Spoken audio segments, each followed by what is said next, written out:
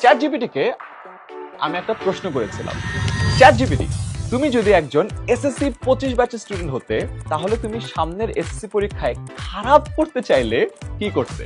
Chat GPT আমাকে খুব মজার একটা উত্তর দিয়েছে। আমাকে বলেছে যে, হাহা, দারুণ মজার একটা টুইস্ট দিলে।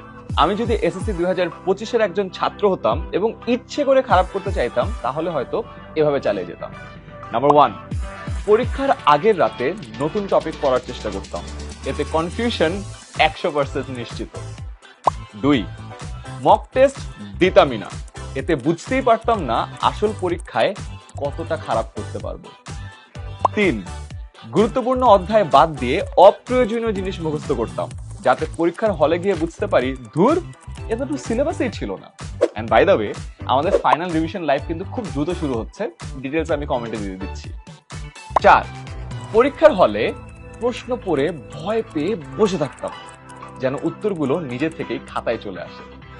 5, গুজবে বিশ্বাস করতাম, এবার শুধু প্যারা লিখলেই A+ চলে আসবে। তবে আয়মান, বাস্তবে এসব করলে শুধু পস্তাতে হবে, তাই বরং উল্টোটা করো।